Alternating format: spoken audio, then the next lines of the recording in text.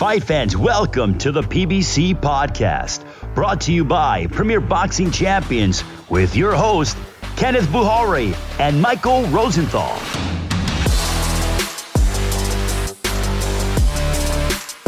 Welcome, everyone, to another edition of the PBC podcast. I'm Kenneth Buhari, and he is USA Today Boxing Junkie editor, Michael Rosenthal. It was a beautiful weekend, Mike. The weather was, as Chris Eubanks Sr. would say, stupendous. And we hope today's show is just as good. We've got a couple names on deck. One of them is former two-division world champion Devon Alexander. We've got light heavyweight contender Ahmed Elbiali joining us as well. And of course, today's toe-to-toe segment, which will feature debates on Floyd Mayweather and Roy Jones, Floyd Mayweather and Manny Pacquiao, and our thoughts on Tyson Holyfield Part 3. But first, let me just say, boxing needs to return as soon as possible. I saw the Athletics' Mike Hoppinger reporting the return of unified world welterweight champion Errol Spence Jr. Spence is rumored to face two-division world champion Danny Garcia sometime this fall. We'll see if it happens or not, but if it does, that's one hell of a return fight, Mike. Yeah. Listen, there's so many good welterweights. I don't care who fights who, really. If we're talking about the top guys, just let's get it going. Love Spence and Garcia. Me too. A really dangerous fight. You know, I was thinking, someone pointed this out, I saw earlier, that pre-accident Garcia was a dangerous fight. You got to look at it like this. Aside from all his accolades, he fought Shawn Porter in 2018. It was a very close fight. A lot of people thought Danny Garcia won. We saw what Shawn Porter did with Errol Spence. It was a very close fight, and some people thought that Shawn Porter won that. So with that in mind, it would have been dangerous if it had happened pre-accident. In your first fight back, after that, I don't know. It's almost borderline insanity if you ask me. Don't get me wrong. I truly want to see it, but man, it's wild.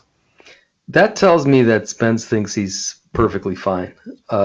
You know what I'm about to say, I'm assuming that's the case. I'm assuming that he's okay. He just dodged a major bullet. I mean, it's amazing that he survived that at all, and to not suffer any serious injuries is just remarkable. I'd pick Spence to win this fight, but I think those who dismiss Garcia are making a big mistake. Spence is the naturally bigger guy, probably a better all-around boxer, fighter.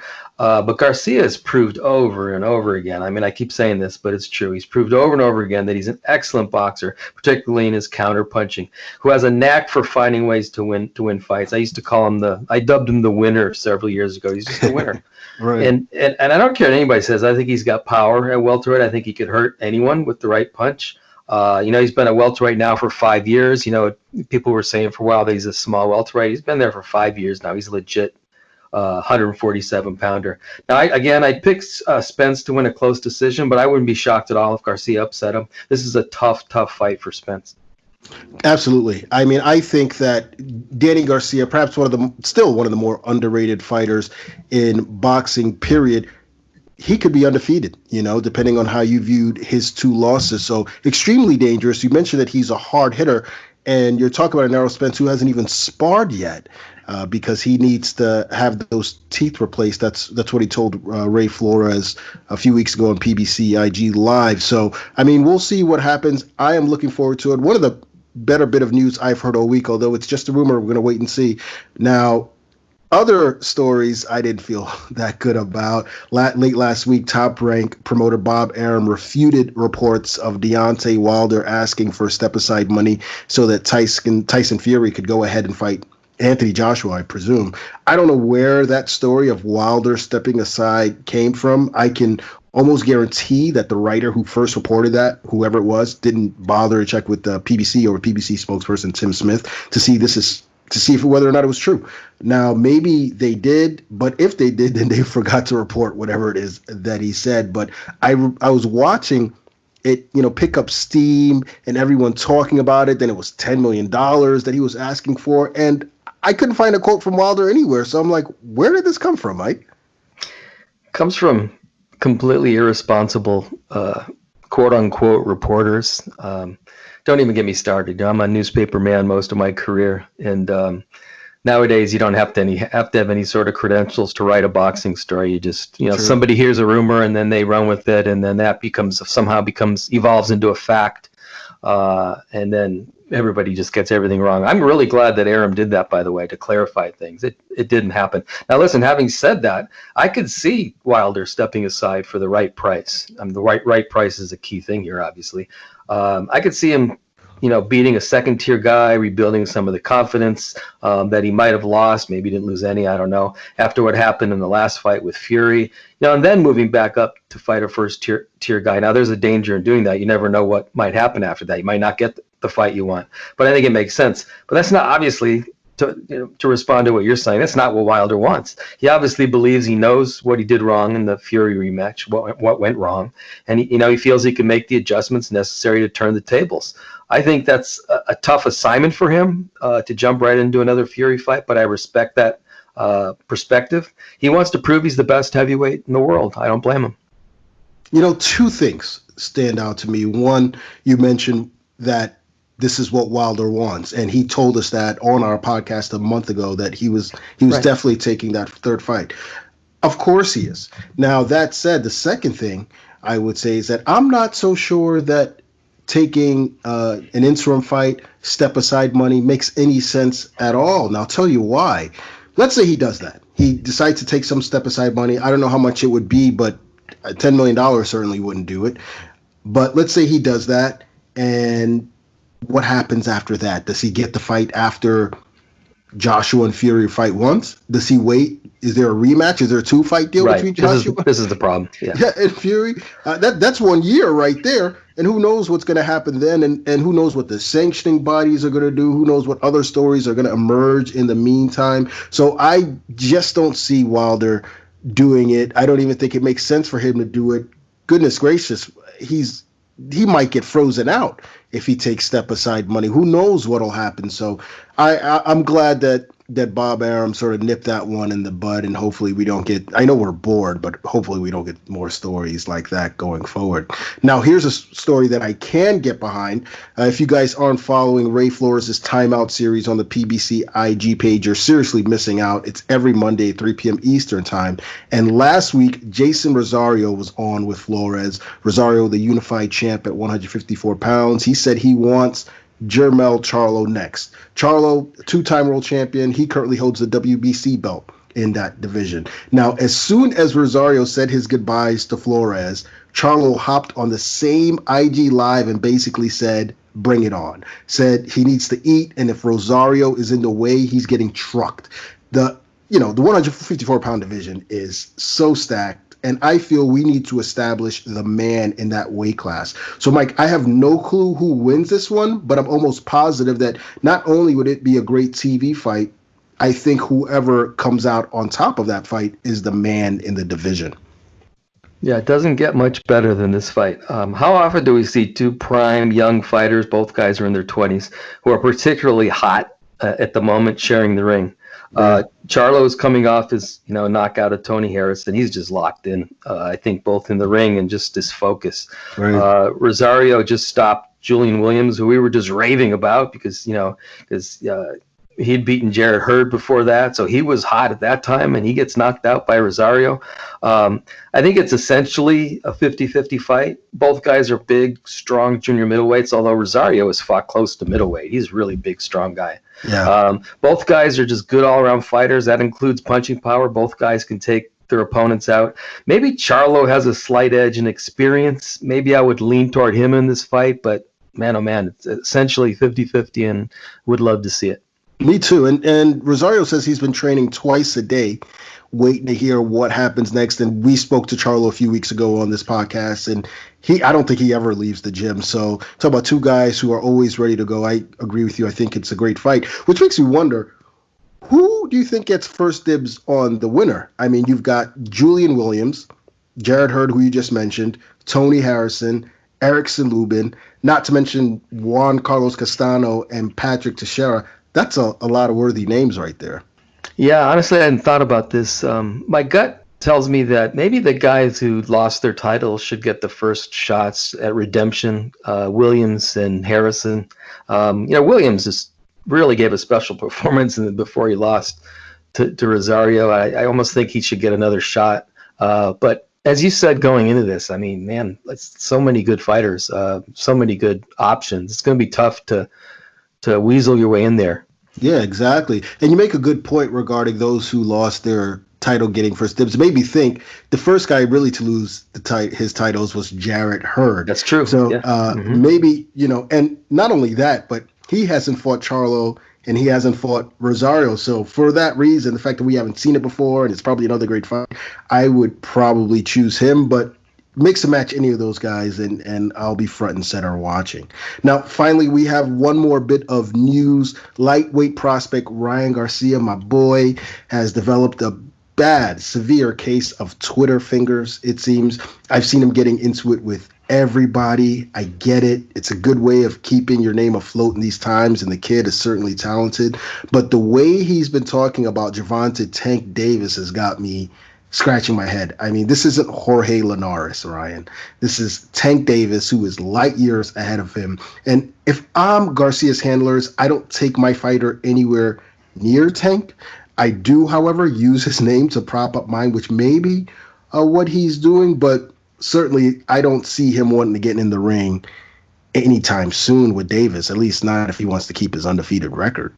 Yeah, I'm the guy who said he shouldn't get in the ring with Jorge Linares. Right. So definitely shouldn't get in the ring with Gervonta Davis right now. Listen, I think people have too much time on their hands. I think it's a combination of that and the fact that Garcia really is sort of a master of social media. I mean, his social media game is way ahead of his boxing game right now, which I think is the problem. Everybody's calling everybody out now, even more than usual because of this coronavirus situation. Honestly, for me, it's a little bit boring. I thought of the adults in Peanuts cartoons. Wah, wah, wah, wah, wah, wah, wah. That's what it sounds like to me because everybody's calling out everybody. Look, I think it's great that Garcia has the confidence to call out Davis. Again, though, in my opinion, we've just jumped the gun on Garcia. He has a big social media following, as we said, but he just hasn't done much in the ring yet. And again, his trainer, Eddie Reynoso, has pretty much said the same thing. Now, I think he said 1 or 2 fights, and I think you pointed out that he did have 1 fight, so maybe he's ready for Linares, but let's take it one step at a time. He needs to gradually fight tougher and tougher guys before he could even think about fighting a guy like Davis. Yeah, absolutely. I agree with you on that. I think he needs to work his way up before he gets to that level. I mean, Davis already holds a pretty impressive win over Jose Pedraza, so I don't think that Ryan Garcia is at that level yet. All right, we've got a lot of show to get into, so we'll put the hot takes on hold for now and get right to our interview with light heavyweight contender Ahmed Elbiali. Ahmed, first and foremost, how are you and your family doing during this time?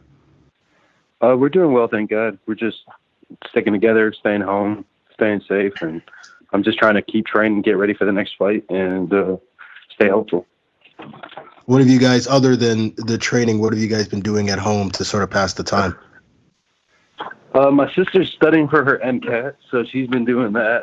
I live in Vegas, so I came here to get my hand checked out for my last fight, and I just kind of got stuck here with my family.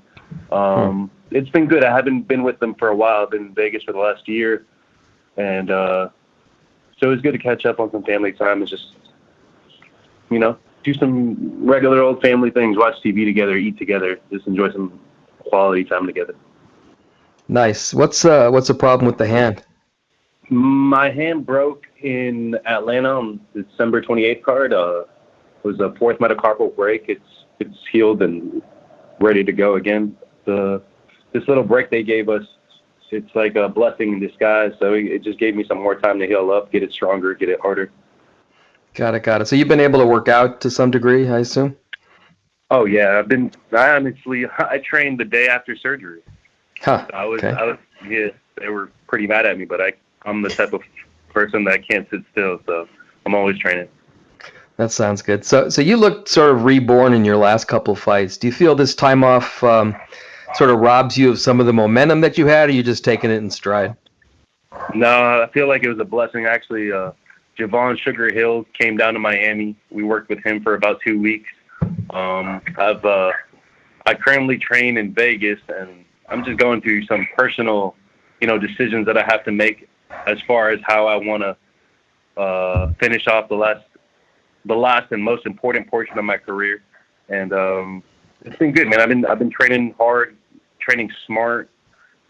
If they called me for a fight next month, I'm 100% ready. So, Ahmed, prior to the shutdown, was there any word on who you may face next? The names that they gave me, no, they gave me Marcus Brown, and that's all they kind of been giving me. And so I've been getting ready for that, but yeah, it's up to them. And I mean, I can say who I want, but you already know how boxing works. So is that a fight you mentioned Marcus Brown? Is that someone you're targeting, someone who you were looking at before was mentioned to you? I'm targeting the best in the division. I want to be recognized as the best light heavyweight in the world. And that if it's Marcus Brown, if he's the best, I'll fight Marcus Brown. If it's Artur Beterbiev, I'll fight Artur Beterbiev. If it's Dimitri Bivol, I'll fight Dimitri Bivol. If it's Badu Jack and Jean Pascal, I'll fight them too. But I don't think it is. But I'll fight the best just to be the best. Awesome. So your only loss was in 2017 to John Pascal. Looking back, what do you think went wrong in that fight? And was that a learning experience for you? I think I was very young, inexperienced. I was over my head as far as confidence. I was, brother, it's something I think about day and night. But at the same time, it's probably the biggest blessing that's ever happened to my boxing career. It's gotten me much better, smarter, more athletic. It's a huge blessing, and I'm starting to see how boxing works, how the cycle works, how the experience part works, and what it's like to be a true professional and what it's like to be a true champion. Interesting. I was there when you fought Alan Green in LA, and you mentioned, I guess it was after that fight, about a year after the Pascal fight, that the way you lost, and I'm quoting you, messes with you mentally. It sounds like you've gotten past that. I'm never going to be the type of person that's going to mess with me mentally, mess with my confidence. It just, it messes with me mentally as in the beginning, it made me think like, whoa, am I on this level? Am I not?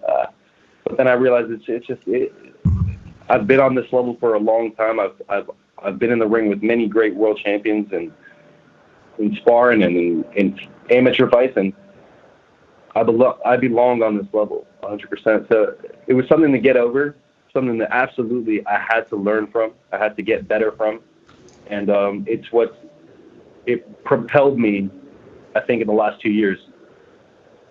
I still have 20 fights or 21 fights. I fought John Pascal with 15 or 16 or 17 fights. I can't remember.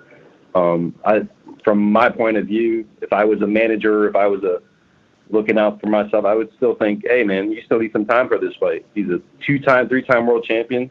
He has over 40 fights. So I'm not gonna kill myself about it, but I am learning from it and I am getting better from it. Cool. Now, after that fight, you relocated from Miami to Las Vegas. What compelled you to make that move? My career, I thought at the time being, I felt like Miami is not a place for a true professional boxer. In my opinion, also for a true athlete. It's not a city for a true athlete to live here and train here. I think maybe we can retire here or we can spend some time here on the off time. But to get better here every day, it's not the city to get better at sports every day. There's a lot of distractions in Miami. I'm from Miami, and it was just a personal preference to go to Vegas, just to be around world champions, to be looked at by men that are responsible for creating world champions, to just be around that atmosphere, to get myself on that level, on that cloud. So I don't think Las Vegas is going to be my last destination, but it's a place that's been in my journey, and it's where I'm at now, and God knows where I'll be next. Now, you began working at the Mayweather Boxing Club with Coach Chris Chachavadze, I believe is how you pronounce his name. How did you guys first connect? Well, I started working at the Mayweather Club because it was the only place I knew. I moved to Vegas because I was supposed to go there with a friend from the national Azerbaijan team.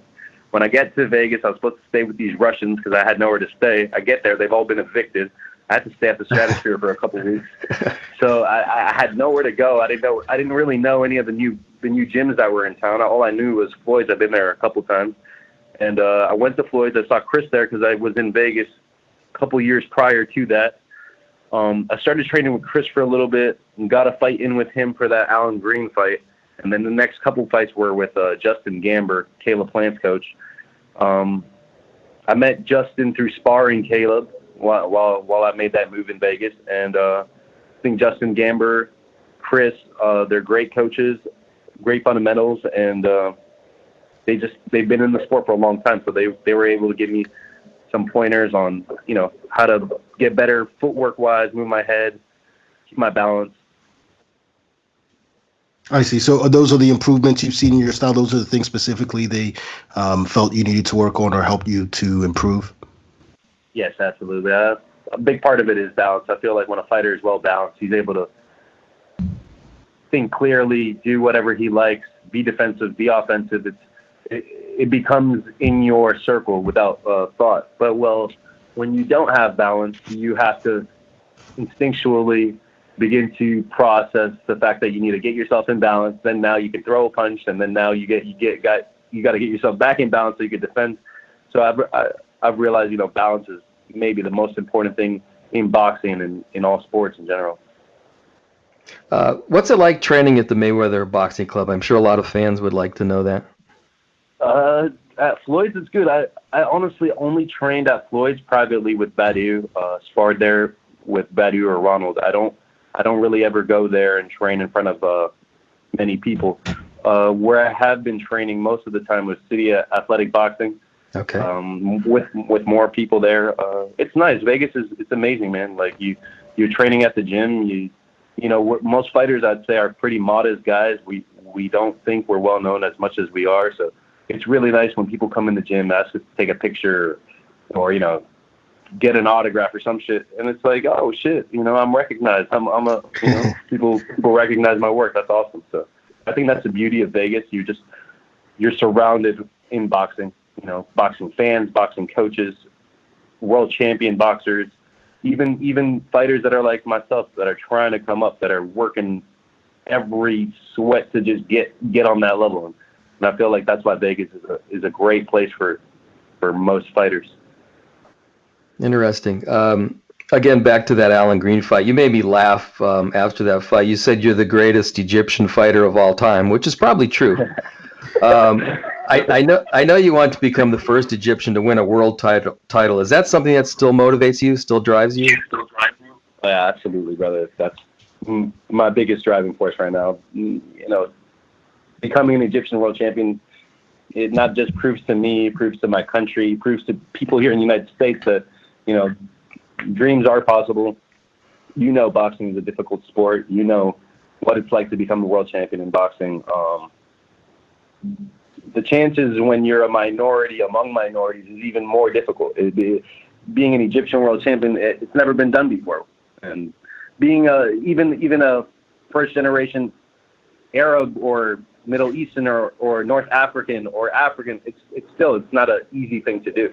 So I know that is my purpose in life, and I will fulfill my purpose, inshallah.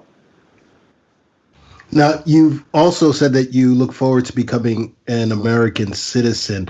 Where does that stand right now? Guess what, brother? Guess what, dude? I just got my approval notice to becoming a freaking naturalized citizen, man. Wow. I just got that shit, bro. When was this? Bro, Congrats. I just got it 2 weeks ago. Oh, my God, bro. Congratulations. I got it through boxing. I didn't have to marry a fucking girl. I didn't have to marry a guy. Dude, I'm so straight. I'm so good, dude. Oh, man, that's awesome. It's also great that you got that while being with your family and being able to share that with them. Yeah, bro, they're so stoked. Like my dad's like, man, like I took a burden off of them. They had their papers before me. So my sister was born here. They had their papers for the last 4 years. So they've been able to travel, and I was just the only one left stuck. So they're my parents. They felt bad for me. They just wanted me to get it out, get that process done. So when I got the approval notice, I was just, what made me really happy is that, I'm not trying to sound selfish, but to do it on your own, it does make you feel like everything else that I want to do on my own is quite possible, very possible, very much in reach. Yeah, definitely. That's really, really great news. Congratulations to you, Love man. that. Love that. Thank you. Yeah. You know, you mentioned your family. You come from a very athletic background, a very athletic family. You played high school football. What made you switch over to boxing? So what I started off doing was when I was around 8, 7 years old, I played ice hockey for until I was about 16 years old. The closest thing was to ice hockey here in South Florida was American football. So I got into American football my sophomore, junior year of high school. I loved football so much, but I would just always watch HBO after dark. And we would always box here with my neighborhood friends and stuff. Man, I went to a boxing gym. This guy, my trainer, old man at the time, Dave Marks, he told me, bro, you hit like a shit ton of bricks. I remember him saying that like clearly like that. He was just a funny old man. So I don't know. I played football throughout my high school career, but right when high school ended, I just had this love for boxing. And all I got to say, man, football is boxing's pretty brutal, but football is brutal in the fact that you can't move your head. You can't move your body. Sometimes your body is meant to take the punishment. So I like the fact that boxing is also all on your own. You know, it's all up to me. It's not a team sport. So the love for boxing just grew tremendously. Right when I finished high school, I committed to boxing. I gave it my full time. I worked alongside. I would get good fights. I got paid in the amateurs because of the World Series of Boxing. I think one time I made like 10 grand or some shit. And I went to my job. I quit. I was like, yo, I quit. I'm about to make it. The next year, they're like, oh, the World Series of Boxing is canceled. So I was like, oh shit. And slowly you realize, what boxing is all about. Becoming a professional in the United States was very difficult because I didn't have papers. I didn't have naturalization papers. I just had a straight up Egyptian passport, and I couldn't leave to Dominican Republic, Colombia, or Mexico to fight. So they proposed me to fight, as a B-side against a guy named Pernell Mitchell, who represented Team USA at cruiserweight a couple times. It was the only fight I could take. It was my only opportunity. We took that fight. It was a televised Telemundo fight. We got the knockout win, and I'd say my career started taking off from there. I had three more fights on my own. Then I was like scouted by PBC, by Louis DeCubas Jr., and he gave me my first big time contract. Awesome. That's really awesome. Now we all watched boxing after dark, of course. What fighters did you admire growing up? Were there any on that show? Bernard Hopkins, Winky Wright, John Pascal, Roy Jones Jr., of course, Floyd Mayweather. At the time, these guys were starting to get out of there. So Canelo started showing up, and then eventually HBO After Dark closed down. You mentioned that you grew up in Miami, but you did have some amateur bouts in Egypt. How did that happen, and what was that like boxing there? That happened once I joined the World Series of Boxing team in Miami. Patrick Burns, he was the USA national coach, I think, at 97. He coached Floyd, and I think that's who was the national team for Floyd. He recommended me he's like, hey, man, you're not getting any fights here in the U.S. I recommend that you go to Egypt, get yourself a national spot on the national team. We went there, I fought light heavy, cruiser, and I even fought a heavyweight bout. We won about 4 or 5 bouts there, and then when it was time to make the Olympic team, I understand them. To them, I'm a white boy from America that just came with his talent to just take a spot on the national team, and here I'm not an American, so it just left me in the middle. Politics definitely got in the way of it, but it is what it is, man. I don't hate on anybody. I want the best for everybody. So if that was the best thing for Egypt, then whatever. I'll represent them better in another way. Out of curiosity, does boxing resonate there at all, or were you just like an alien over there? Like, what is this all about? Well, I showed up there. I went to the boxing offices. It was about like 10 o'clock at night. Things are open pretty late in Egypt because of the heat during the day. So you'll find doctors or lawyers and clinics open until 12 a.m., 1 o'clock in the morning, all that. So I went there, and they're like, "Oh, you're the American, Elbiali." They like knew me right away, and I'm like, "Yeah, that's me." And they're like, "Yeah, we've been looking for you, man. We thought you lived in Egypt. We can't find you at all." And I'm like, "Yeah, I live in Miami." And they're like, "Oh, okay." So I technically have a like amateur signed contract with the military there and all that, but they can't do much for you. They knew who I was, but at the same time, it's very politically driven. A lot of these amateurs, they've been amateurs on the national team since they were about 7, 8 years old. So for some kid like me to just go take their spot in a matter of weeks or months, it's I get it. It might be fair, but it's not fair in other ways. So it's life, man. I just got to keep doing me. I tell you what, though, if you win a world title, that'll be huge, not only for the country, but for those amateurs you're talking about today to sort of look toward you. You might revive the program over there. That's what I'm trying to do. Hopefully I can revive it, start something new, bring some American education to Egypt, as far as American athletic education to Egypt, because, America is very progressive. It's modernized. It's keeping athletes healthy, safe, smart, less prone to brain injuries. And not just Egypt, but a lot of those Middle Eastern, a lot of those African countries, they need that stuff, dude. Like it's like the talent is there. If you see the videos they sent me, it's crazy. These boys could fight, but they just don't. They're boxing with like mismatched gloves, mismatched shoes. They're hitting tires or whatever they made to hit. So they got the talent, but they're just missing the opportunities. Yeah. Speaking of opportunities, is there any word on when you might return? My contract says before June, but that was before Corona. So after December 28th, I was supposed to fight 6 months within 6 months after December 28th. So I'm thinking, maybe we'll be on the Gervonta Davis, Leo Santa Cruz undercard. Who knows? That'd be great. Hopefully, it gets Marcus Brown. Yeah, hopefully get Marcus Brown. Hopefully, whoever, man, whoever. All right. Well, no matter who it is, we look forward to seeing it. Ahmed, thank you so much for taking the time out to join us today. We really appreciate it. Fun conversation. Wish you and your family all the best and safekeeping during these times. Thank you, guys. Thank you, Mike. Thank you, Kenneth. I appreciate you guys. All right, it's time for our toe-to-toe segment. This is where Mike and I beat each other up over a host of topics. And our first one is regarding the latest chatter of a third fight between Mike Tyson and Evander Holyfield. Holyfield is 57. Tyson is 53.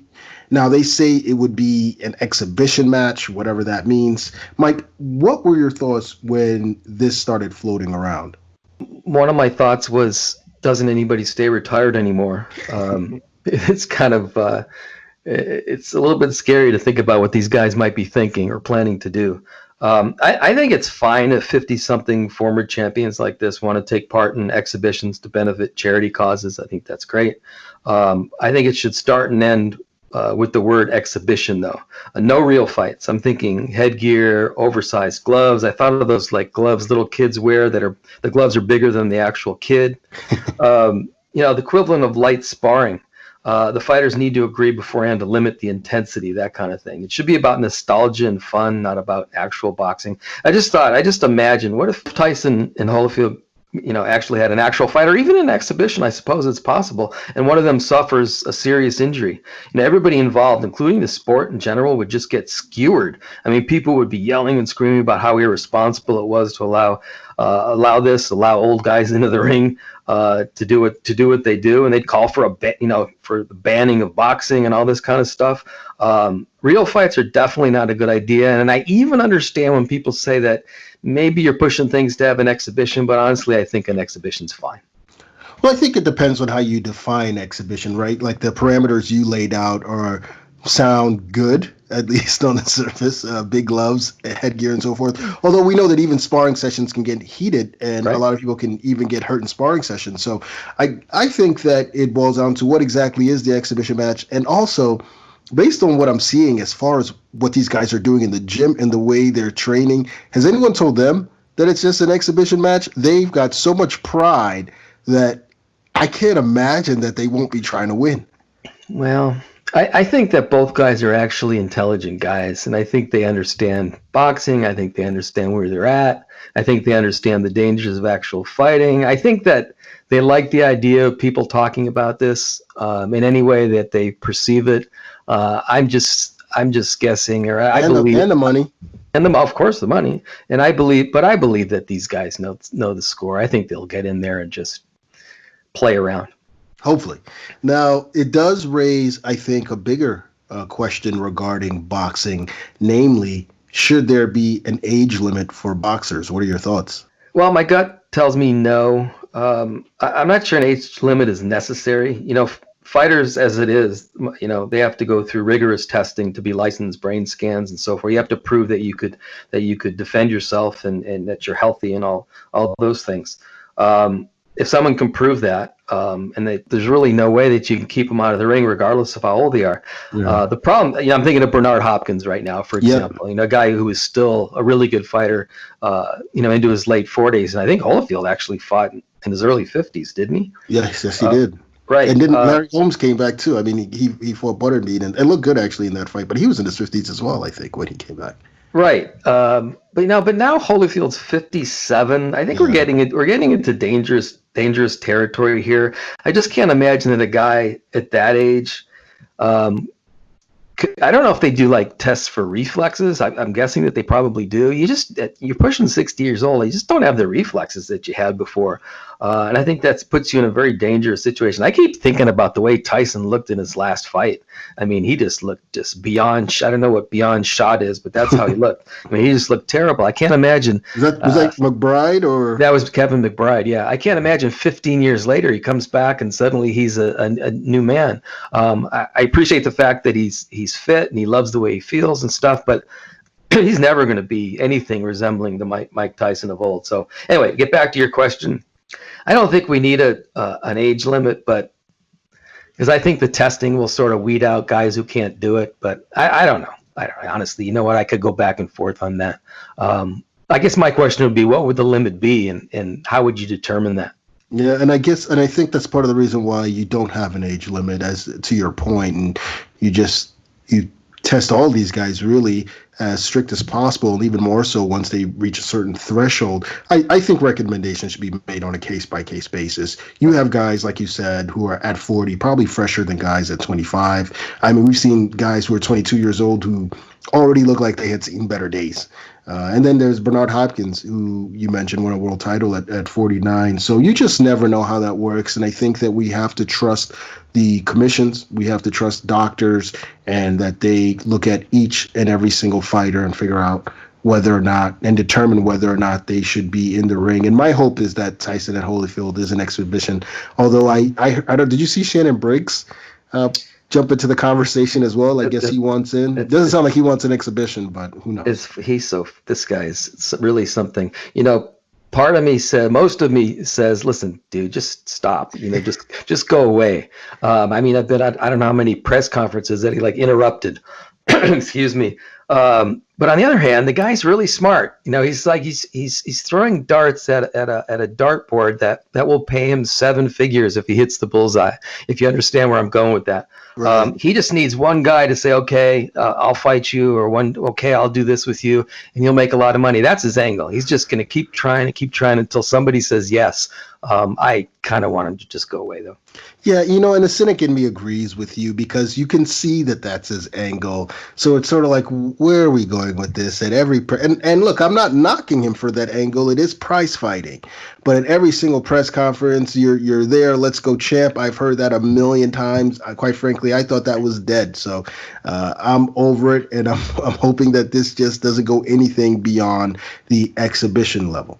All right, let's move on to the next topic on our toe-to-toe list. It's a question I've seen asked many a time, and one we want to tackle today.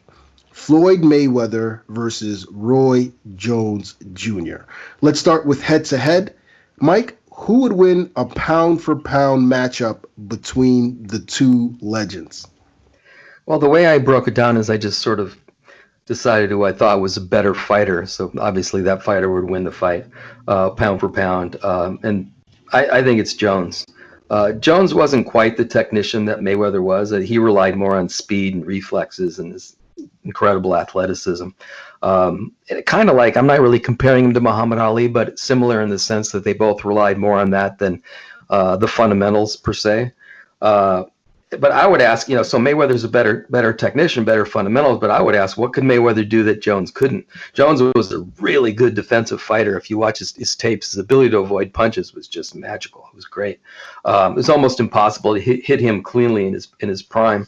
And he was obviously, this is obvious, he was a much more dynamic offensive fighter than Mayweather. It was important to him that he hurt his opponents. And he had the power, big punching power. It's another thing that might be lost a little bit in his athleticism, his quickness to do it. He hurt and knocked out a lot of guys. Definitely not taking anything away from Mayweather. I always marveled at his ability to neutralize his opponents.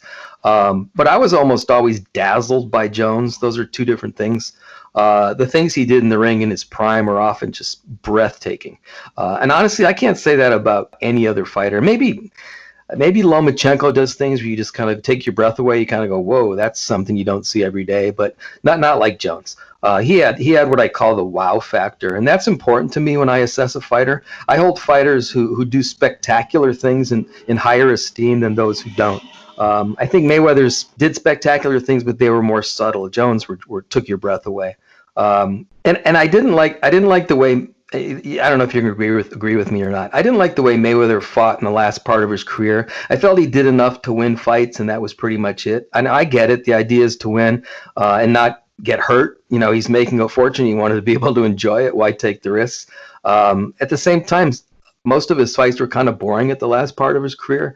I wasn't bored for 1 second when I watched Jones in his prime. It's interesting you bring that up because, one, I remember there was a time when Jones was getting booed during fights just because the gap between he and his opponents were so wide. And at one point he was called Reluctant Roy because they thought he was afraid of guys outside the ring and because he wouldn't finish guys off inside the ring. I thought both those things were ludicrous. That said, there were some people who thought he was kind of boring. Now, with regard to Mayweather and how he fought during the latter stages of his career, I just looked at it as someone who had mastered his craft. When not all good writing, but a lot of good writing is masterful in its simplicity. A lot of mastery in anything, with that comes simplicity. And I think he just mastered how to win while doing less than the other person. And if you really forced him to step it up, then he would. Obviously, not everyone's cup of tea. I get it. But I enjoyed all that as well. Now, head to head, prime for prime, pound for pound, I wouldn't pick anyone over Roy Jones Jr.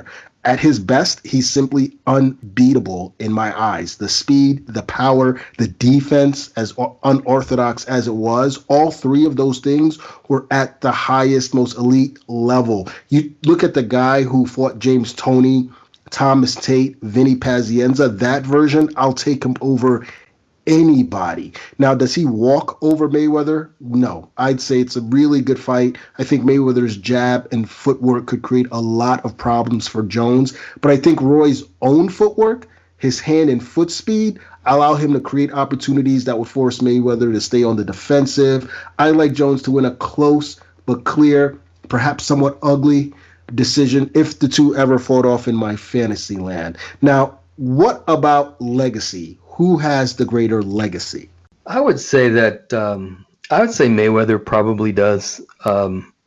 That's, again, I didn't think about that before this moment, to be honest. I would say probably Mayweather does. If you're going to criticize Jones at all, and I'm not sure how much, excuse me again, I'm not sure how much was his fault, but he didn't have a ton of elite opponents in his prime. I think Mayweather probably had more, although I had some issues with the way Mayweather selected opponents. I think he was a very powerful A-side fighter who always looked for an extra edge against almost everybody he fought.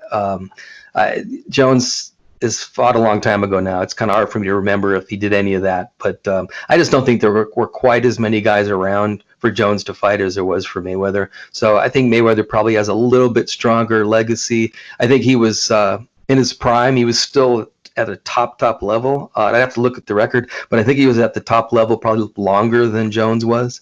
But at their peaks, I guess maybe it depends how you define legacy. But at their peaks, I'd say Jones was better. But I think overall, Mayweather probably accomplished more. Yeah, it's close between these guys. So close that I used to struggle with this all the time as far as who was greater. Roy Jones was my favorite fighter growing up. He was a marvel. I was devastated when Antonio Tarver knocked him out. I think I kicked everyone out of my house as soon as the fight was stopped. That said, I don't think we fully realize that we fully appreciate what Floyd Mayweather has accomplished. I'm not talking head-to-head here. I'm talking about legacy. This is a man who went undefeated in 50 fights, and half were against past or present world champions. And many of those guys were present or future Hall of Famers. So we talk about Henry Armstrong simultaneously holding belts in 3 divisions, which is really amazing. Well, Floyd Mayweather held titles in 2 divisions simultaneously, and he did that twice. At one point, he was the unified world champion at 147 pounds and the unified world champion at 154 pounds at the same time. So at this point, I'm not even sure that Roy Jones is a better rapper than Floyd Mayweather, much less has the same kind of legacy. I don't think we recognize what Mayweather has done. I don't know if we ever will. Floyd Mayweather is the greatest fighter this sport has seen since Ray Leonard hung up the gloves. And in my opinion, it's going to be a long, long time before we see another like him. Well, I agree with almost everything you said right until the very end there. I think he's the greatest fighter since, maybe it might sound like I'm contradicting myself, but I don't feel I am. He's the greatest fighter since Roy Jones Jr. Because again, I think that it depends how you define legacy. I think at his best, I think Jones was better than Mayweather, but I think Mayweather accomplished more. So it depends on how you look at it. But listen, if you're the best fighter since Roy Jones or Sugar Ray Leonard, you're doing something right. What about the carefully choosing his opponents? You don't think there's any merit to that? And as far as Mayweather? As far as Mayweather, yeah. I don't know what that means. I think that when you reach a certain level, a level that he did, that you do base decisions based on business. You fight to reach that level. Now, that said, he beat 25 past or present world champions, and a lot of those guys are or will be Hall of Famers. I don't know. You look at Canelo Alvarez, Mayweather they talk about he was green, although he had 40 some odd fights.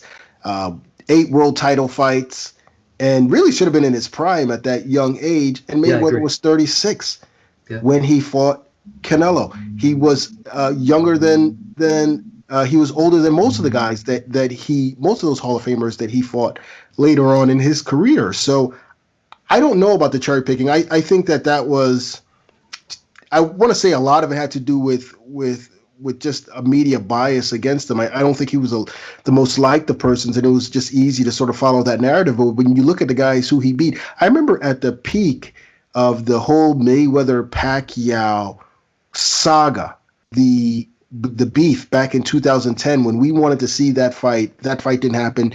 Regardless of why you think that fight didn't happen, look at what transpired after that. Right after that fight, Pacquiao went to fight Joshua Clottey. And Mayweather, who was perceived by many to be ducking, fought the lineal champion, the guy considered the man in the division, Shane Mosley.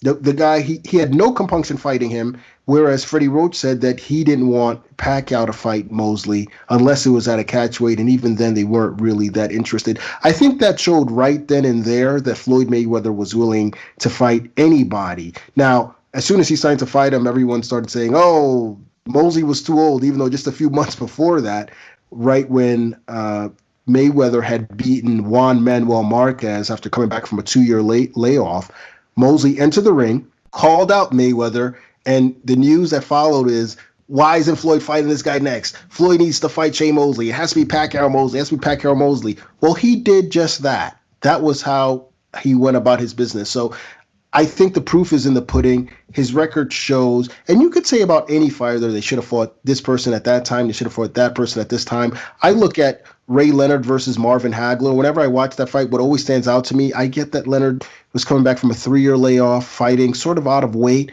But when I watch that fight, I can't help but think of how aged Hagler looked in that fight, and no one ever brings that up. So I think you can pick and choose when it comes to that sort of deal. But ultimately, his record is what it is, and it's a great one. Yeah, it is. It is a good record, obviously, but you can't say that about two guys I thought of. You can't say that about Pacquiao, and you can't say that about Canelo.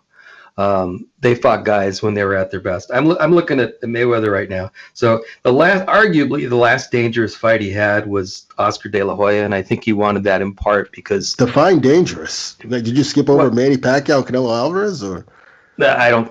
Those weren't dangerous. Pacquiao definitely wasn't dangerous. But who could he have faced that was dangerous? Well, that's a tough one, actually. Because I'm not saying that he's like there's a bunch of guys out there that Mayweather didn't fight. I'm saying that he always had an extra edge. It seemed like he always had an extra edge against Pacquiao. Well, let's go back to even De La Hoya was toward the end of his career. No, that was different. With Pacquiao, it's different. I'll explain my feelings about that. With De La Hoya, that was a little bit of a risk because of the size and because I think Mayweather felt he needed that to sort of take the next, to become a star, to become a superstar, and I think that helped him accomplish that. But after that, he fights Ricky Hatton, way too small Juan Manuel Marquez. That was a disaster going into the fight. I mean, say whatever you want about Mosley. Mosley was in decline. Victor Ortiz is Victor Ortiz. Miguel Cotto was already past it. Robert Guerrero. In retrospect, look, at first I thought that Alvarez was too young, but I think what you said is valid. I think that actually was a very good victory for Mayweather, although Alvarez was so we don't have to go as far back as De La Hoya? We could have just went to Alvarez? Well, yeah, but I don't consider that a great victory. I think it's a very good victory because I think he was still developing. Dude had no amateur background at all, and I think he was still developing into what he is today. I think he was nothing like what he is today. Let's put it that way. I think Mayweather was nothing like what he was 10 years prior. Or 3 years prior. That's true too. I think that sort of cancels each other out, doesn't it? Yeah, I don't want to take too much away from that victory because I think it was a good victory. But anyway, Maidana twice. The only reason there was a second fight because the first fight had a little bit of competitiveness to it. And the thing about the Pacquiao fight was that I'm not saying that he took advantage of Pacquiao. I'm saying the fight just took place too late as it was for both fighters. To me, it felt like an exhibition almost. It's like, okay, this should have happened 5 years ago. Why didn't it happen 5 years ago? Well, that's a whole different conversation. The fact is it didn't, and which is a shame because we didn't get to see these guys in their prime. So I just don't put too much stock in that fight at all. Like I just almost don't count it. To some degree. And then Berto and then McGregor was just a disgrace. That was a disaster, in my opinion. So, listen, I get why Mayweather, to summarize, I get why Mayweather did what he did toward the last part of his career. Made $1 zillion, makes perfect sense. Didn't get hurt, makes perfect sense. But last part of his career, I didn't go, wow, what a great way to finish your career. I just didn't feel that. I tell you what, I think he closed out with a bang minus Berto and Conor McGregor. And I think even Berto was a solid contender. I think a lot was made of that fight that shouldn't have been the case. Canelo Alvarez, Miguel Cotto, who went on to become the world middleweight champion, Manny Pacquiao, I don't know. Both of those guys were in the top 5 pound for pound, top 3 pound for pound when they fought. I don't think that you can deny that fight as having an impact both from a financial standpoint and historically any less than you can Hagler versus Leonard. I think it's completely unfair to Mayweather to take away that victory. And not only that, the Canelo win was a great win. We're seeing that today, just as the Bernard Hopkins win was a great win for Roy Jones Jr., even though a lot of people feel that Bernard Hopkins was green and he went on to do greater things afterward. So I don't think you can take away anything from what Floyd Mayweather has accomplished. The guys that we say to are the lesser names on his resume, and even they are world champions and future Hall of Famers, guys like Miguel Cotto and so forth. And I think the most telling thing is when I ask, well, who should he have fought? It's tough to come up with a name in that weight class, let alone in the weight class above or below. So yes, there was some financial motivation involved with who he faced, but he faced nothing but world-class opponents. Now, if this is what we're saying on this topic, I don't know how the next one is going to go, because we're not done talking about Mayweather.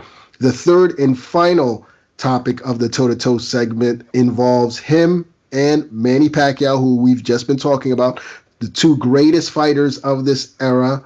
Mike, who has the greater legacy?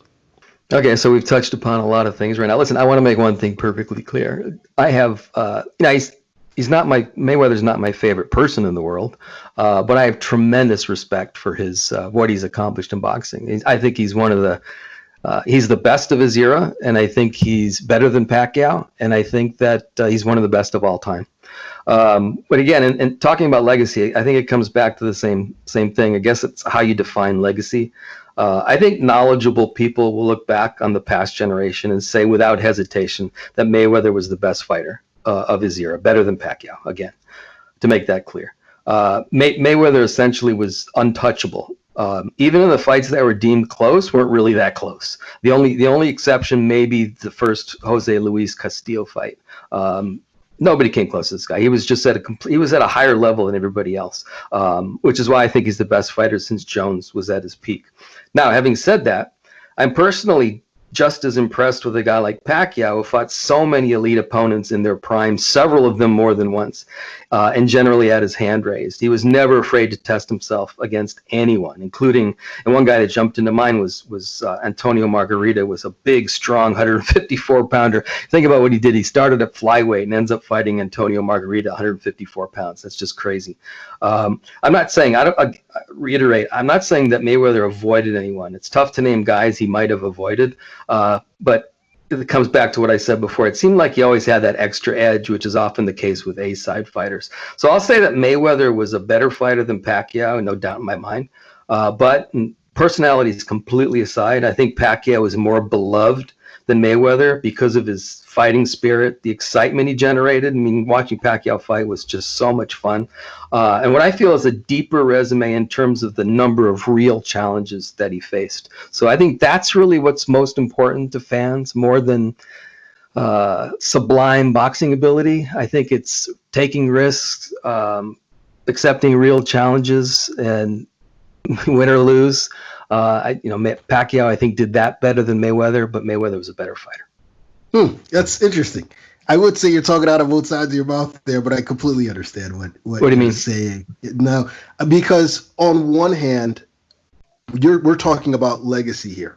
So I think the clear answer, at least in my opinion, is Floyd Mayweather Jr. Now, when you were discussing Mayweather's resume and cherry picking and so forth, or fighting opponents at the right time, that was your argument for Mayweather. However, in discussing Pacquiao's opponents, you said he fought them in their prime, and the example you used was Antonio Margarito, which you thought was a huge risk moving up. That was a weight to fight him. Yeah. I, on the other hand, hated that fight. Hated it when it was announced, because I thought to myself, of course they're fighting Margarito now. And by the way, it was at 150 pounds. Margarito, that's right. Yeah, was at a catch weight, and Margarito killed himself to make that weight. So that was strike one to me, because I knew that Margarito was struggling to make weight. And the second thing is that I had watched Margarito's fight prior to his facing Manny Pacquiao, and that was against Roberto Garcia. It was in Mexico. And I remember the first round, Margarito did what he always did, stepped in there, tried to bang and back him up, and Garcia backed him up, and Margarito spent that whole 12 rounds fighting off his back foot, fighting on his heels. And right then and there, I realized that he was not the same fighter. It reminded me of when Jose Luis Castillo, prior to his fight with Ricky Hatton, I think it was, prior to his fight with Ricky Hatton, he also had what was, I guess, supposed to be a tune-up fight against someone named Rolando Reyes, where he went in there, tried to bang with him. He couldn't. He was forced to box, sort of, and he was getting tagged a lot. And he won a 12-round decision, but you could just see he wasn't the same fighter that had fought Corrales, that had fought Mayweather. And sure enough, he stepped in there against Ricky Hatton, and he was knocked out in 4 rounds, and it looked like he was the same fighter. So I think that when we talk about fighters doing things and facing certain opponents at certain times, that it can be applied to both sides. Now, as far as this debate, I think we generally agree. I mean, we debate over what legacy means and so forth, but I think we agree on both sides as far as Pacquiao's peak and Mayweather, looking at the course of Mayweather's career, that he is greater. But you know what? It's almost hard to believe that fight fans have debated this for a decade. I honestly thought that it died on May 2nd, 2015. It'll never die. Yeah, I mean, despite what happened that night, the argument will forever rage on. But let me just say my piece right here. Folks, Mayweather won. To my rabid Manny Pacquiao fans, I love the guy too. And at the risk of sounding like an Usher record, it's time to just let it go. I know we're keeping the conversation going here, so maybe we aren't helping, but we're only exhuming the body to show you that it's dead. It's over. Mayweather won. You have heard all the accolades. I already mentioned them. One of them, by the way, was beating Pacquiao. And while Pacquiao continues to prove that he's still elite, all that shows is that Mayweather beat a younger, still formidable version of that guy. Frankly, I don't know if there's anything that Pacquiao can do to surpass him. I think he knows that, which is part of the reason why he still wants another crack at him. Well, I think he wants another crack at him because of the money. Paycheck too, yeah. I think that's the main thing. Again, it's. I mean, I guess I can ask you. I mean, is legacy just who was better, or is legacy what you accomplished? I mean, I'm not sure what the answer to that question is. What do you think? Well, I think that when you discuss what you've accomplished, you also have to look at who you beat. And who you beat and when you beat them establishes who is better. Because, you can use the eyeball test and say this guy looks better, but we've all been deceived before. Our eyes can deceive us. We know this. So ultimately, it boils down to who beat the better opposition. And Manny Pacquiao, unfortunately, doesn't have a better win than Manny Pacquiao on his resume. And we could go down the list. And not only that, but Pacquiao, great as he is, he lost at every level that he fought at. I mean, there were losses in the lower divisions to guys who weren't great fighters. Then there were losses to guys who were great fighters. Then there were more losses after that to guys, some were great, some weren't. So in terms of legacy, I think Floyd Mayweather has a clear advantage over Manny Pacquiao. And as I said before, I think Floyd Mayweather's legacy hasn't truly been understood and appreciated. I think it'll be appreciated more and more as time goes on. Sure, Obviously, sure. Mayweather's 50-0. That's a pretty darn good start to your legacy. And talk about eye test. I mean, nobody passed the eye test like Mayweather did. But I would say that Pacquiao probably beat more elite guys, at least beat them when they were at their best. I mean, I'm looking at his record right now, and he didn't necessarily win all these fights. And for me, it's okay if a fighter loses. That part of that is part of that's ability, obviously, but part of it's also taking a risk. Pacquiao took more risks in the ring than Mayweather. Pereira, Marquez, Morales, Pereira, Marquez, De La Hoya, Hatton, Cotto, excuse me, Mosley was already getting on. Marquez again, Tim Bradley, Marquez again, Tim Bradley again, Mayweather, Tim Bradley again. Seems like he's fighting the same 3 or 4 guys, and you just keep repeating their name. Well, no, but those are all tough fights, though. Well, let me just point something out to you. Again, it's more important than who is when, is what I always say. Ali fought Frazier 3 times. Do you criticize him for the second 2 fights? I don't criticize him for fighting those fights, but but he didn't fight, for instance, a faded Joe Frazier the first time he fought up. You bring up Eric Morales, that's a fight that he lost, and I would say that Morales, that was the last great performance from a great fighter as far as Eric Morales goes. Let's look at that fight, that trilogy versus Eric Morales, for instance, and let's look at the facts here. Now, he fought Morales the first time. Morales was I think on his last legs a little bit at that weight, whatever. He put on a great performance, and he beat Manny Pacquiao. That was at 130 pounds. He could no longer make the weight. He was struggling to make the weight, and he moved up to 135 pounds in his next fight, and he was beat like a drum.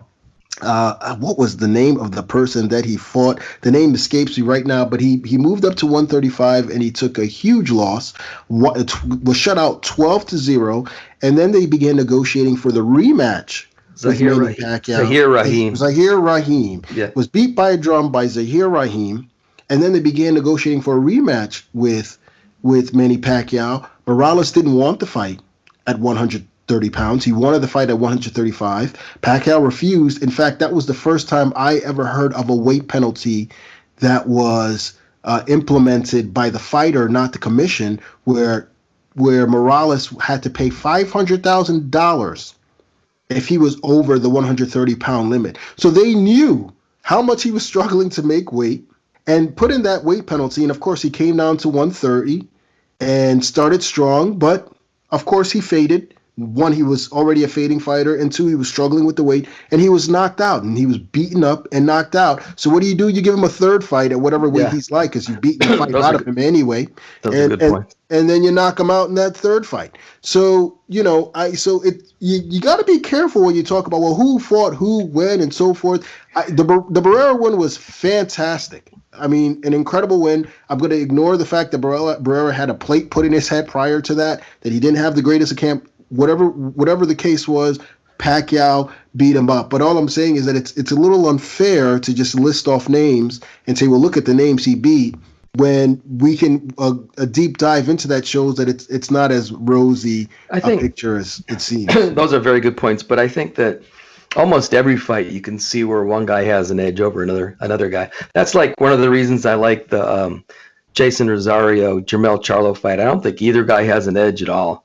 Right. I think it's a perfect time for them to fight. But I think in terms of a pattern, I just think that was the pattern in my mind anyway, the pattern that Mayweather took. I don't think Pacquiao had that pattern. I think there were times, like the examples that you gave were good examples. There were times that he did that. But overall, I think he just wants to fight the best guys. I think Canelo's like that. I think he just wants to fight the best guys. Mayweather is too. I mean, I don't know. Look, I every name you just listed right now, as far as those 130 guys, they couldn't beat Diego Corrales or Jose Luis Castillo. They couldn't beat any of those guys. Those were tough opponents. And then you talk about 147. Let's look at the opponents at 147. I mentioned the fact that after Pacquiao and Mayweather negotiations fell apart in 2010, they both had the opportunity to fight Shane Mosley, but only one of them was interested in that fight, and one of them took that fight. Now, Shane Mosley was considered the man in that division. You can say he was faded, but hindsight is 2020. He didn't look faded in the fight before that against Antonio Margarito, who was the man in that division. That was his last good performance. Yeah, it was also his last fight before Mayweather, and he was looking for a Pacquiao fight. He was looking for a Mayweather fight, and both guys were being taken to task for not fighting him. And it was Mayweather who stepped up and fought him, while Pacquiao fought Joshua Clottey. Mayweather could have fought anybody. Even a guy like Victor Ortiz, people forget, was perceived at that time to be a dangerous fighter. Mayweather fought him after a year layoff. Actually, Ortiz had a good style. Actually, he could have given Mayweather a little bit of trouble, I think, if he hadn't lost his mind in that fight. He was, whatever. Yeah. But so you look at those things, and you look at the guys who they fought at 147. You know what? Pacquiao did fight Shane Mosley, but he fought Mosley after he had been beaten up and worn down by Floyd Mayweather. Now, you could look at that and say, what kind of decision was that? What was the point of facing a guy who had been beaten up by Floyd Mayweather over 12 rounds, who didn't look that hot in his next fight? Well, what's the point of that? But that's what Manny Pacquiao did. You look at what they did there at welterweight and at 154. When Pacquiao moved up to 154, maybe it was just a bridge too far, but when Pacquiao moved up to 154, he didn't take on the perceived man at 154. Floyd Mayweather did that twice and moved back down.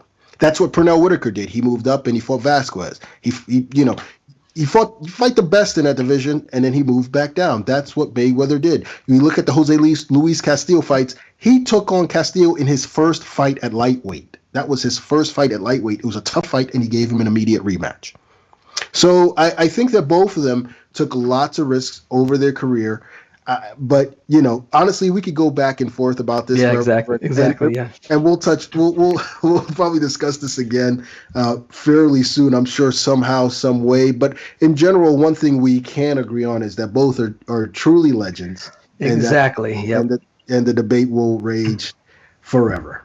All right, we got to move on from this. We got to get into our second interview. He is the former unified world champion at 140 pounds, the former world champion at 147 pounds, a two-division titleist, Devon Alexander. So, Devon, first things first, how are you and your family doing? Me and the family is doing excellent. This is new to us. We never been through a pandemic before. This is history. Me and my wife was talking to the kids about us living through history, because in about 50 years, they're going to be talking about this in the history books and in the lessons and all that. So I tell them to make sure you guys remember it. When you get older, they're going to be talking about this. So, just soaking it all in, looking at the news, looking at CDC, making sure we following all protocols and all that. So we're doing okay. The family's okay. That's all I asked for. How's the situation in Missouri currently? The situation in Missouri is we just opened today. We opened everything today.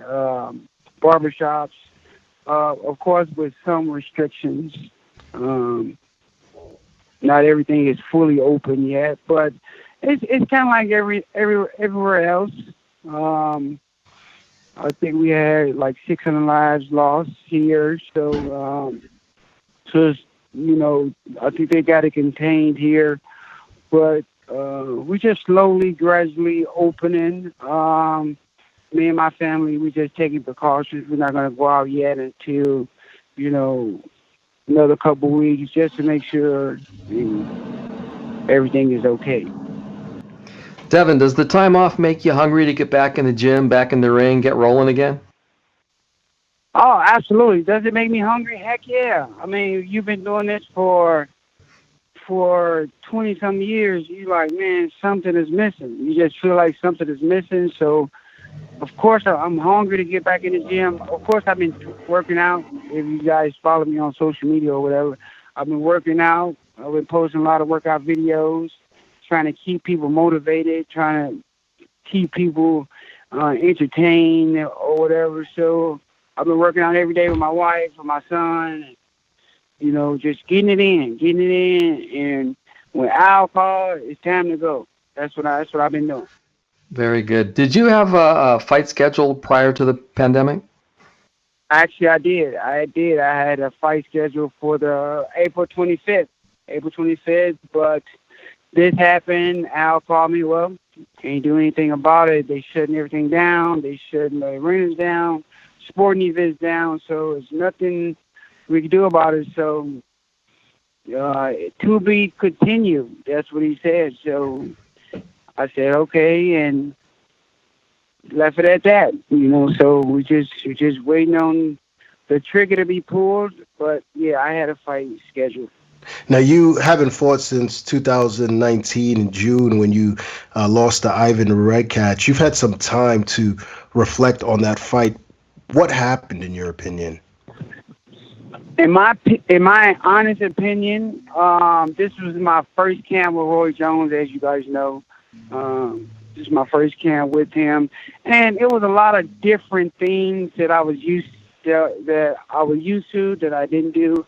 I didn't get a lot of sparring in that camp, and everybody knows sparring is important because you're gonna be getting used to catching a punch or getting used to getting hit and feeling the contact. And I didn't get too much contact during the last camp, and I think that played a role in it. And then you can't train for getting caught with a shot that you don't see. You can try your best to work on your defense, work on your offense, and getting out the way and this and that. But it just was a shot that I didn't see, and like I said, it's just something you can't train for. But that only lit a fire under me. That's all it did. Lit a fire under me.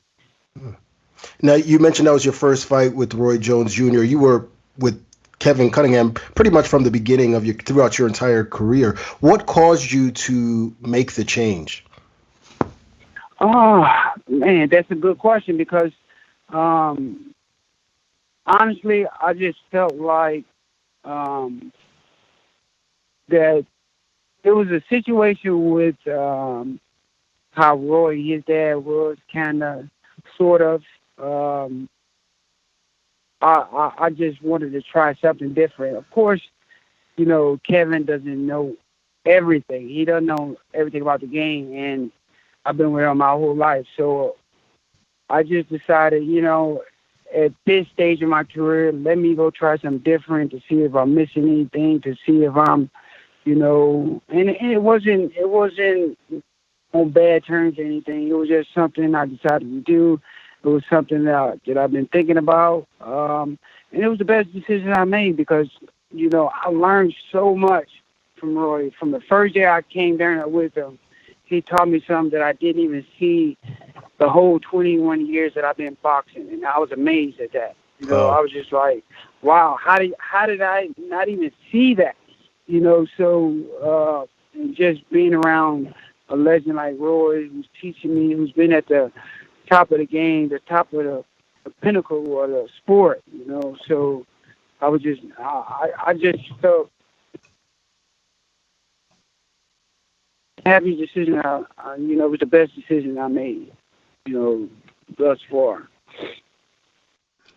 Devon, you've had an amazing pro career, obviously, but you're also really a special amateur fighter. You were 310. You had a 310 record as an amateur. You won a bunch of championships. What do you think about when you think about those days? Oh, man, they went fast. When I think about those amateur days, it went fast. But all in all, I had a successful amateur career. A lot of people, and glad that you mentioned that, a lot of people don't know about my amateur career. A lot of people forget about how decorated I was as an amateur. I won every tournament that you can even think of. I won and I think, and me personally, I was the best amateur to come out of St. Louis because I won the Silver Gloves 5 times, the Silver Glove national title 5 times, the Junior Olympics I won the first year I went, the USA Championship, the ringside national. I got tons and tons of national championships, amateur national championships under my belt. And when I look back, I was amazed that I did all what I did. I was, and plus it was harder. Now in the amateur days, you got to win every single day.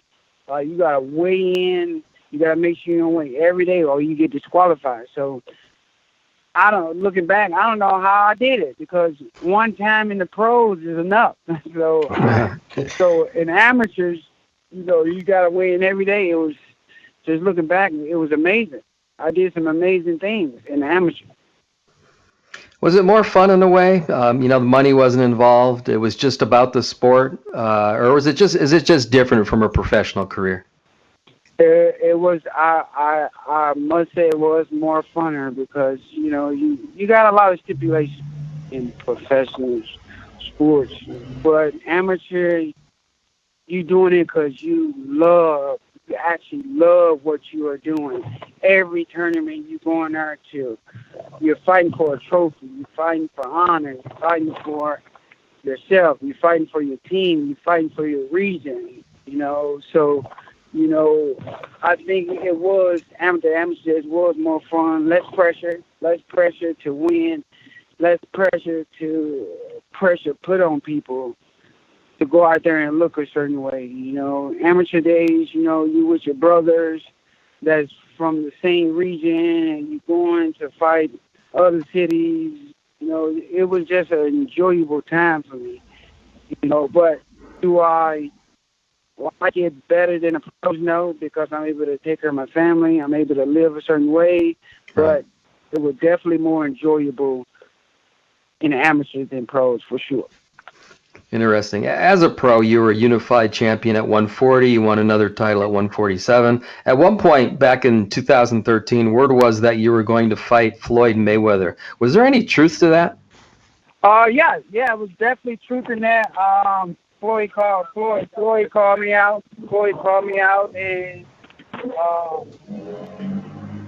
I'm sorry, something's happening. Something's too noisy in the background. I'm sorry about that. It's okay. But he called me out. I was just sitting at home, just chilling or whatever, my phone got the buzzer, just ringing off the hook. So like, I thought it was something happening because, usually when your phone is ringing, something bad happened. Somebody got hit, accident happened, something. So, I finally answered, and, it was Kevin calling me, man. We got the fight that we've been looking for. We got the fight that we need. Look, he said, I don't want you talking to nobody. I don't want you talking to no reporters. I want to see, what this is going to turn out to be. He called you out. You got the title, so this can happen. Let's just see how it all pans out or whatever. I was excited, of course. And, of course, my phone is ringing off the hook. But, default Birdo, if I'm not mistaken. It might have been a Maidana. Yeah, I know it was Birdo. It was Birdo around that time. That was around the time I can remember that it was a controversial statement I said about Floyd being scared of black fighters or fighting black fighters. And I think that's the reason why he fought Birdo instead of me, of course. But that was around that time that I did an interview with Fight Hype and said such. And, that's when he called me out, and it didn't pan out. But, the rumor was true about that. That would have been a great fight. Yeah, of course. I thought I could have I would have broke the code for sure. Devon, part of your story, of course, was your addiction to painkillers, which you've been able to overcome. It began in 2012 after you beat Marcos Maidana and then had the surgery to remove a blood clot in your nose. What effect did it have on your career and your personal life? I was getting ready for the Marcos Maidana fight, and I was sparring, and one of my sparring partners hit me in the elbow. He made my nose with his elbow. So after I got done, I went home. I said, damn, my nose looks funny. I'm like, man, something is wrong with my nose. I hope it's not broken. So I just left it at that. A few days later, my nose, I couldn't breathe. So I bought some nasal spray. That helped. But I was just too close to the fight date. I couldn't do anything about it, so I had to, do what I can to right now to get through the fight. So I got through the fight with my nose just being totally out of shape, big, and it was just totally messed up. So after a week after the fight, after the Maidana fight, I told Kevin, I said, Kevin, man, I'm going to the doctor because something is not right with my nose. I just feel it or whatever. I thought it would have went down. The swelling would have went down after a while, but it didn't. So I said, man, I'm going to the doctor. So I went to the ENT doctor, and at first he said, oh, yeah, you got to have surgery. That thing's broken. That thing is broke. There's no way you're going to be able to fight until you get that thing fixed. So he went in, surgery. After the surgery, he told me that your nose was not broke at all. It was a blood clot in your nose that was causing all the, nasal problems or whatever. So I was like, wow, I'm glad I got it out because that could have been dangerous, So that happened. So, of course, with each surgery, they prescribe you painkillers. They prescribe you. He told me to go get my painkillers before the surgery. So I did that. And I took it as prescribed. After a while, I can see myself. It was 2 weeks after the surgery. I was taking it when I didn't need it. So I just see myself, Devin, telling myself, Devin, what are you doing? What are you doing? Hey, slow it down. Slow it down. This can become a problem for you. I could just see myself telling myself that this is happening and I need to stop it. month later, 2 months later, I found myself addicted to a substance, addicted to painkillers. And, it was one of the worst times of my life. Worst times, because I was always a clean-cut kid. I never touched drugs.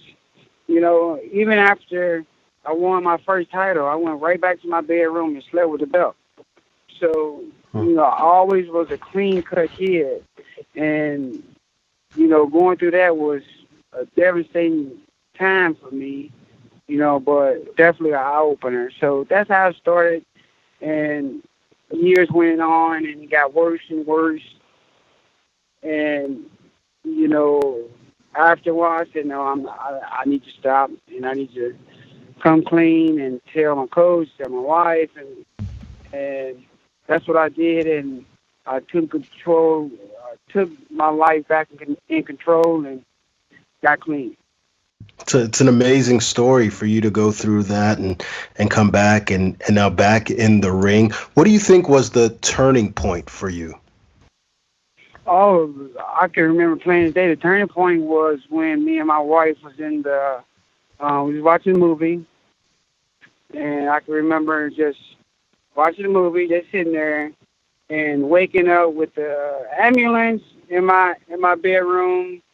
My wife just sitting there. It's like, why the hell do you got these people in my house? Like, what? Why do you got these people in my house? So she's like, you passed out. You passed out. I said, what? So, yeah, you passed out. So that scared, I ain't gonna lie, that scared me half to death. I went to the doctor, and that scared me straight. It scared me straight. My wife found a clinic next to me that I could go to. I was going to group, and just going to group scared me straight, because I'm sitting in a group with some people that's nodding off, that's been on drugs for 20 years, sitting in a group where people just are on stone cold drugs. So that scared me straight. The incident with my wife scared me, and on top of that, just seeing that, I'm Devon Alexander. I'm fighting on TV, making a lot of money, and I found myself in some type of group, and I just said to myself, Devon, what have you did to yourself? And from that day forward, I said no more, because this is what's not going to be my life. I was strong enough to say, oh no, my career's more important, my family's more important, everybody's more important than any substance. So that was a turning point that scared me straight. Love a happy ending. Back to boxing, Devon. You've accomplished so much in your career. What are your proudest moments? What are the highlights of your career? The highlight, I would say, was winning my first world title. That was a highlight, because all of it came crashing at that moment. All the hard work, I can think of all the hard work, all the blood, all the bloody noses in sparring, all the bloody noses in the fight, all the cuts, all the miles, all the crying, all the sweat and tears, all the everything, seeing my brothers that I started boxing with getting killed when I was young, all the people that, were supporting me, all the people that stood through it all, just my dad dying when I was on my way to Olympic trials, just all that came crashing down, and for me to win a world title, to be at the top as one of the top junior welterweights, it was just one of the most awesomest feeling in the world. I will never forget it. So I would have to say that my first world title fight was definitely one of the highlights of my career, because short story, when I first got to the gym, it was a picture of Azula Nelson, on the gym that I started at. It was a police station. The Professor. And he had, huh? The Professor. That was his nickname. Yes. And he was depicting him with the green belt. He had the green belt on, and I told Kevin I want that belt. And lo and behold, the first belt I won was the green belt, the WBC belt. And you know that played. I was thinking about that night too. So it was amazing. It was just an amazing night for me. Devon, outside the ring, you own Crab King's restaurants, and my understanding is you're about to open a third outlet. How did you get involved in the restaurant business? I started. They brought one here to St. Louis, and I didn't hear about it at first. They had been open for about, I'd say, 6 months, and one day my partner James, that I've been knowing my whole life, he said, "Man, look, you're looking for an opportunity to get into anything, man, let me take you down here to Crab King's. Let me take you down here, man. Let me tell you something. I'm a seafood connoisseur.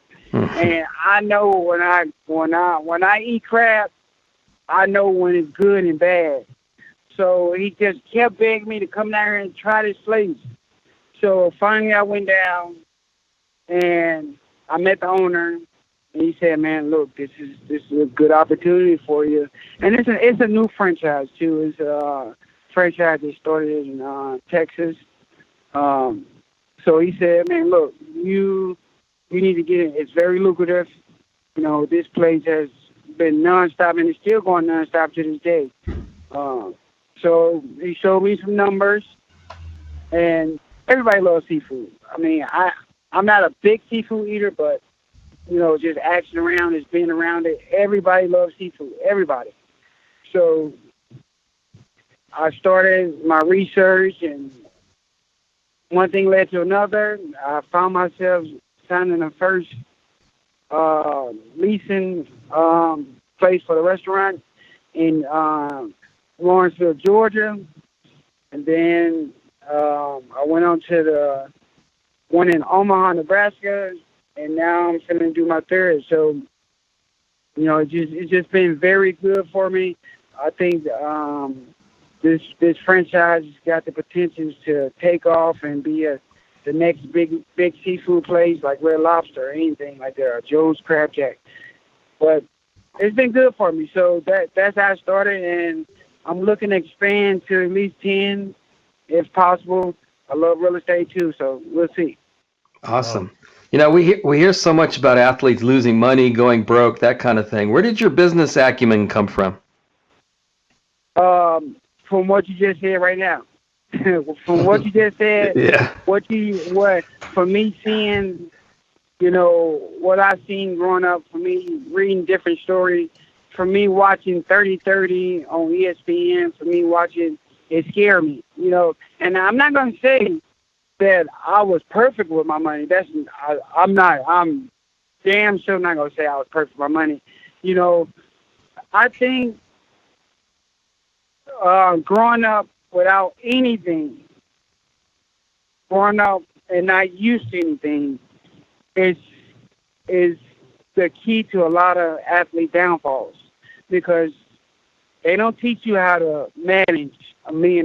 They don't in school or nowhere. They don't teach you how to go and buy or go and get a 401k, or they don't teach you to go and buy, you know, stocks that's on the rise. They don't teach you that. So when athletes get the money, they tend to buy things that they always wanted. And I was when I first started making money, I was one of those, but I checked myself. And I was happy I did. You know, so I was like, what 5 cars? What do I need 5 cars for? I can only drive one at a time. So what do I need 5 cars for? So, you just doing stupid stuff, you know, and I just never understood that, because, you know, you can only live in one house at a time. You can only drive one car at a time. So I had to check myself, and I always wanted to. I never wanted to work for anybody. I had one job in my life, one job, and I got fired from it. Oh, that was the worst feeling. That was the worst feeling I could have had.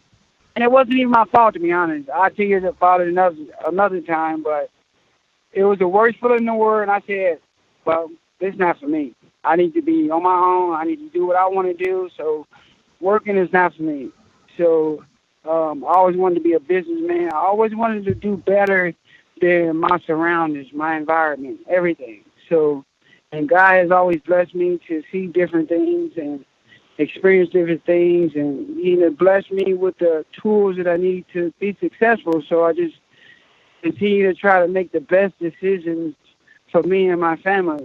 That my family is what I do everything for. My wife and kids is what I want my kids to never, and my wife to never want for anything in the world. Anything. This is what I do it for. I don't care. I don't have to have anything. It's my family is who I do it for. So, business after boxing, I can see myself just continuing to build an empire that can't be broken. That's my plan. Devon, listening to you talk, we look at the drive you had to fight through that addiction and overcome it. We look at the drive you had to think ahead and look at your future and start investing toward that for your family. Now, as far as boxing, you're 0-2-1 in your last 3 fights in sort of a rough patch. That would be discouraging to a lot of fighters. How do you process that and keep fighting through that? Well, the thing that I always say to myself as far as boxing is, I can fight. There's one thing I can do is fight, and one thing I can do is box. And me and Al had a conversation. We had a conversation, and I told him what he told me. He said, Devon, look, when I first met you, when I was first looking at your fights, you were a pretty good boxer. You used the legs well. You did what you had to do to get the win. Somehow, some way, you got away from boxing and being smart in the ring or whatever. And he was right. I was trying to be more exciting. I was trying to impress the crowd, and I got away from what got me 2 3 world titles. And as you can see, you can go and look back at my footage. I was standing there trying to slug, something stuff that I wasn't used to. What drives me and what helps me is I know I can fight, and I know I can beat these guys if I'm smart in the ring and doing what I'm naturally capable of doing, which is being smart and not getting hit. And that's what drives me. I know I can go in camp. I know I can bring the best scoring points I can get and box the crap out of them, and they won't touch me. If my motivation is, if I'm on point with my boxing skills, nobody can beat me. If I'm fighting dumb and fighting like a person that don't have no smarts in the ring, of course I can get beat. But me knowing that I am a slick boxer who can revert back to being a slick boxer, that I know I still got a chance to become world champion and fight for another world title. So that's where I'm getting all my drive and motivation is knowing that I still got a lot left in the tank, and Al seems to think so too. So, I just got to be smart about every fight I have going forward, and if I don't see what I want to see, then I'm smart enough to say, nope, can't do it. But if I see what I want to see, of course, I'm going for that 4th world title. Well, we can't wait to see you back in the ring. Devon, thank you so much for taking the time out to talk to us. We want to wish you and your family safety and health during these times, and we hope to have you back on again soon. Absolutely. Thanks for having me. Shout out to PBC. We the best. Yes, sir. Thanks, Take care, Devon. Yeah. All right, my man. Take care. Well, that concludes this week's episode. We want to thank our guests, Devon Alexander and Ahmed Elbiali, for joining us. And as always, we want to thank you for listening. Now, as a reminder, the PBC podcast is available on the PBC website, iTunes, YouTube, Stitcher, Spotify, pretty much everywhere you can locate a podcast. So be sure to check us out again next week for more boxing talk right here on the PBC podcast.